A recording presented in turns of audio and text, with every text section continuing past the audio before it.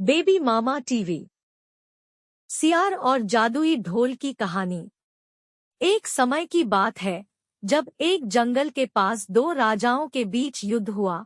उस युद्ध में एक की जीत और दूसरे की हार हुई। युद्ध खत्म होने के एक दिन बाद तेज आंधी चली, जिस कारण युद्ध के दौरान बजाया जाने वाला ढोल लुढ़क कर जंगल में चला जाता है और एक पेड़ के पास जाकर अटक जाता है। जब भी तेज हवा चलती और पेड़ की टहनी ढोल पर पड़ती तो ढमाढम की आवाज आने लगती थी। उसी जंगल में एक सियार खाने की तलाश में इधर-उधर भटक रहा था और अचानक उसकी नजर गाजर खा रहे खरगोश पर पड़ती है। सियार उसे शिकार बनाने के लिए सावधानी से आगे बढ़ता है। जब वह खरगोश पर झपटा मारता है तो खरगोश उसके मुंह में गाजर को फंसाकर भाग जाता है। किसी तरह से सियार गाजर को मुंह से बाहर निकालकर आगे बढ़ता है तो उसे ढोल की तेज आवाज सुनाई देती है।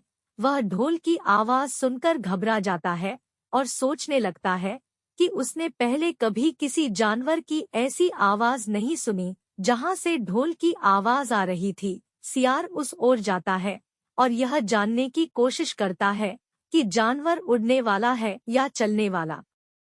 फिर वह ढोल के पास जाता है और उस पर हमला करने के लिए कूदता है तो ढम की आवाज आती है, जिसे सुनकर सियार छलांग लगाकर उतर जाता है और पेड़ के पीछे छुपकर देखने लगता है। कुछ मिनट बाद किसी तरह की प्रतिक्रिया न होने पर वह फिर से ढोल पर हमला करता है और फिर से ढम की आवाज आती है और वह फिर से ढोल से कूदकर भागने लगता है।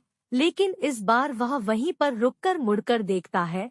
ढोल में किसी भी तरह की हलचल न होने पर वह समझ जाता है कि यह कोई जानवर नहीं है। फिर वह ढोल पर कूद कर ढोल को बजाने लगता है।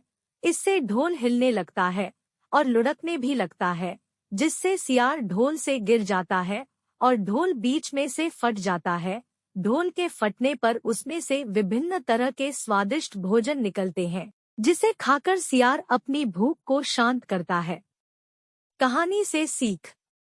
सियार और ढोल के कहानी से यह सीख मिलती है कि हर किसी चीज का एक निर्धारित समय होता है।